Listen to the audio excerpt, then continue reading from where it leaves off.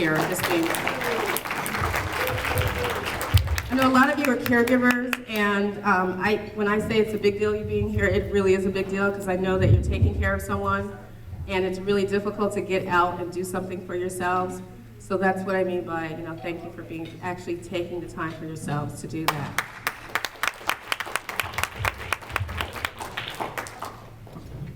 I wanted to talk a little bit about Leave the Light On Foundation. Some of you have heard this story several times, so bear with me.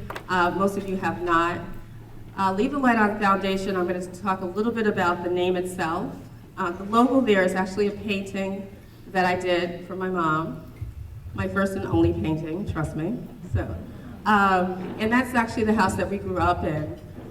And when my mom was sick, we decided to put the painting in her nursing home room and call it Leave the Light On, because she would always say before you leave the house, make sure you leave the light on, so when you come back when it's dark, you can see your way. And so I'm sure you can hear the metaphor in that as you go through dark times and very difficult times, you want to leave the light on of hope and faith, right? So it turned out from being the name of the painting to being the name of our organization. So we believe that it says a lot. Our mom, I'm speaking when I say our and we, I'm speaking on behalf of myself and my siblings. I have a twin brother, his name is Carl Campbell, and an older sister, her name is Ingrid Campbell. Carl lives in Kentucky, Ingrid lives in Nashville, Tennessee. Now, although you see my face with this foundation all the time, trust me, they are behind me, supporting me. They are the reason why I can eat and pay bills. They, even with events like this, they're on the phone with me all the time. They're talking about what our strategies for getting people about. It was my brother's idea to contact cosmetology schools like OC's of Rockland and Capria from Nanyet. Let's give them a hand.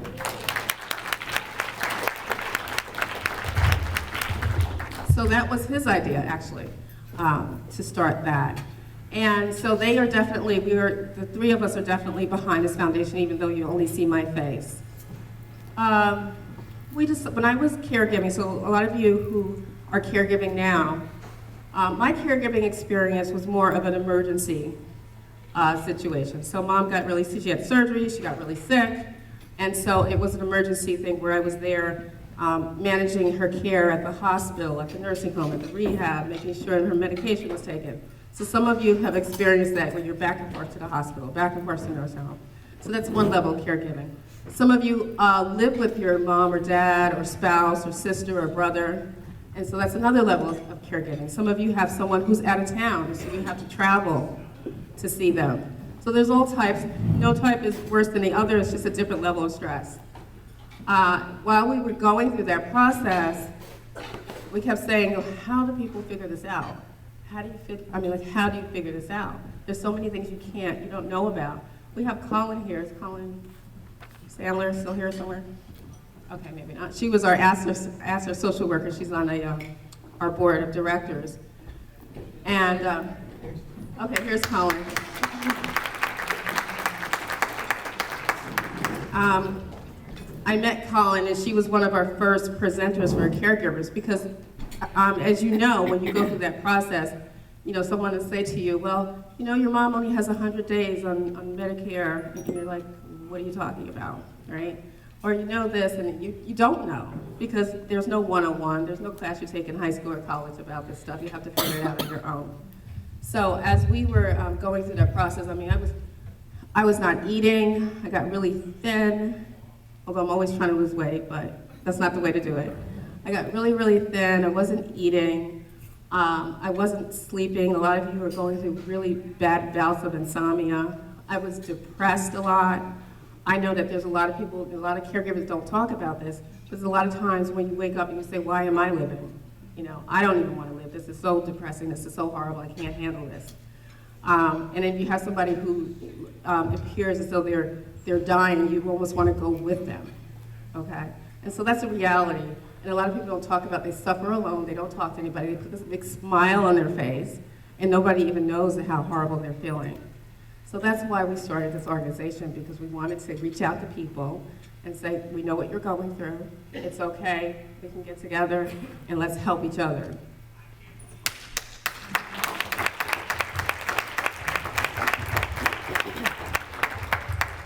So, we do events like this because we just want to say thank you. You guys you're not even expecting a thank you. I know you're not. You're doing what you do because you love the person that you're caring for, and that's the end of the story.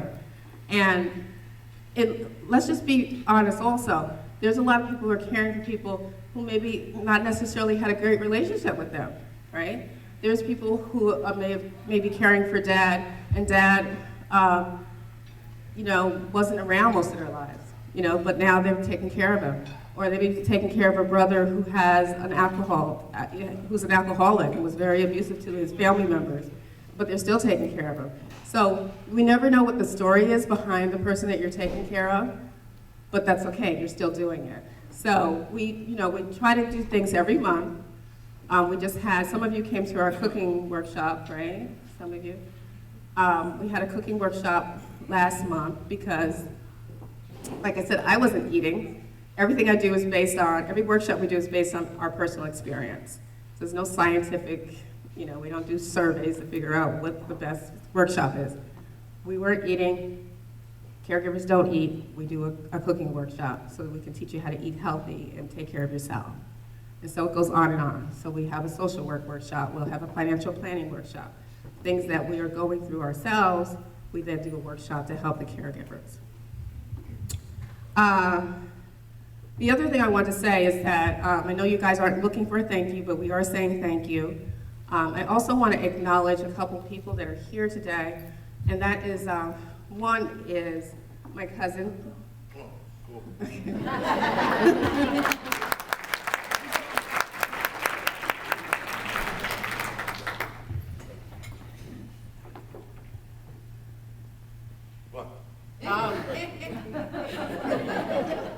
No, I'm going to try to do this without crying.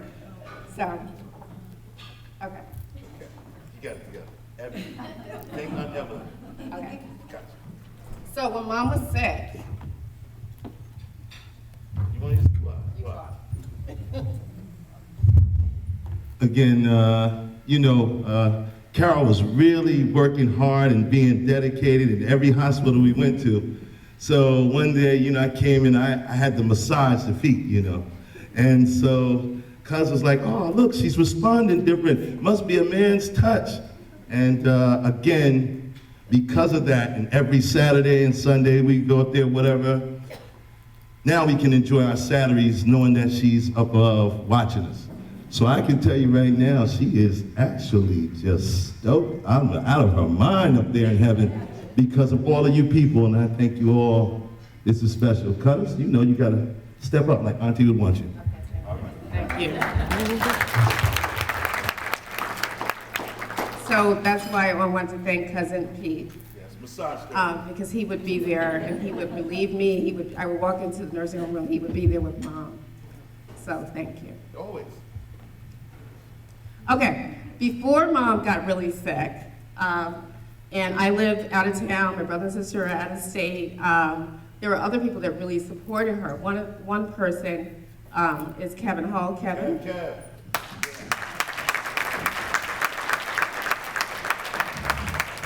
So, you guys have a lot of people around you who are helping you. Kevin's one of those people who would take Mom to a doctor's appointment. She wanted to drive somewhere, he would drive her there, he would pick up things for her. So Kevin was an unofficial nephew, and a son, and a little brother, and everything to my mom. So thank you, Kevin. Thank you.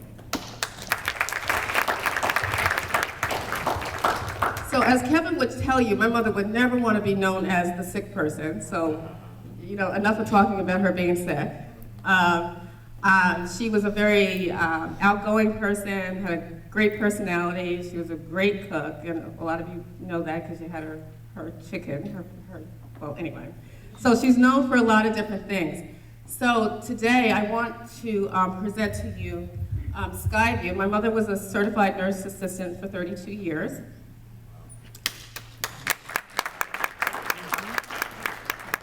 And when I reached out, she worked for Skyview. At the time we called it Skyview Haven Nursing Home, but it's now called Skyview rehabilitation, and healthcare. When I reached out to them about our Pampering Day, they automatically say, absolutely, we will become a tribute sponsor in honor of your mother. So we want to thank Skyview. So I'd like to bring up now Maria Pisano. She's the Vice President of Marketing and Admissions for Epic Healthcare Management, and that is the healthcare management that owns Skyview. So Maria.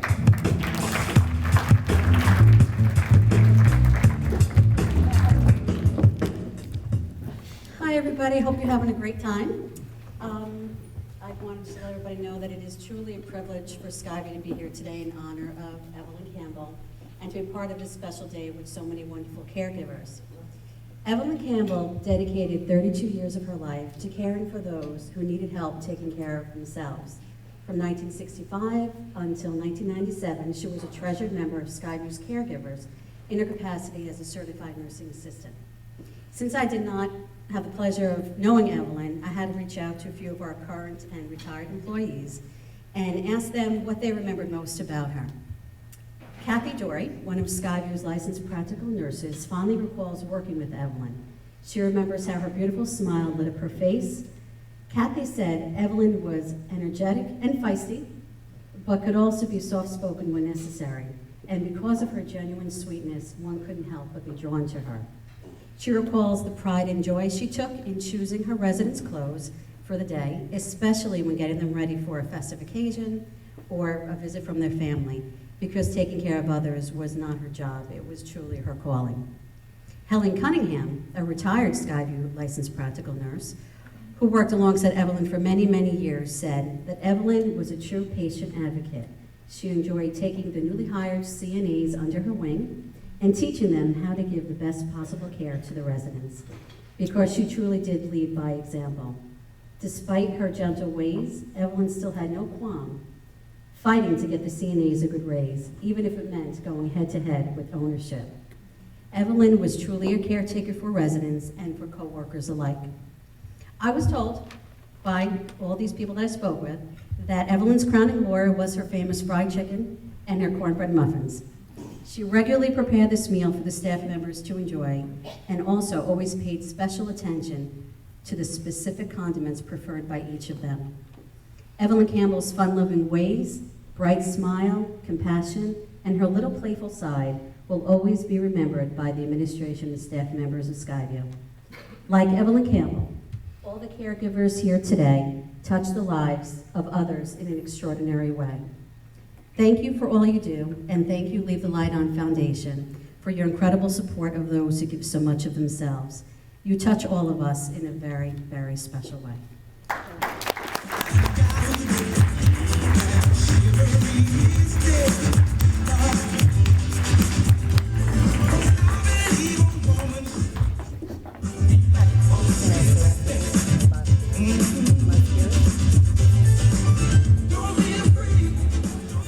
Okay, thank you, Skyview. Thank you. I also want to acknowledge Sandy Mosquez. Could you stand? She's also the administrator. Sandy is the first person that reached out to me and was absolutely supportive of sponsoring, so you're eating on behalf of Skyview today. It's an honor. Thank you. I want to, we still have more pampering to do, but I do want to acknowledge a couple people and organizations. I've already acknowledged the BOCES of Rockland. Again, you guys are awesome. And also acknowledge Capri from Nanuet. You guys are awesome also. We also have Zeta Phi Beta, Gamma Xi Zeta chapter. They are here. We have members of Mount Olivet Baptist Church here. And we have other service providers. We have, Paula, could you stand for me, please? Paula. Paula is a massage therapist, and she did a post looking for massage therapists to volunteer their time. And Paula wrote me an email, and she called, and we talked, and she was so enthusiastic about it. Paula drove from Long Island to be here today. Thank you, Paula. You see our cute little photographer over there? She is from our Nashville. She flew up from Nashville yesterday to be here today. She's from our Nashville chapter. And I also want to thank everybody else who's servicing. We have Bob and Sharon doing Ricky. We have Paul that left. Kathy, you're around here somewhere. Kathy did Ricky also. I think that Michelle leave, or is she here? Our massage therapist. Well, a lot of you had massages from Michelle. She also left. Who am I forgetting? I'm sure I'm forgetting somebody. No? Okay, if I'm forgetting you, I'm sorry. But, again, a hand for all of the people that came to just pamper you guys today. So let's give them a hand.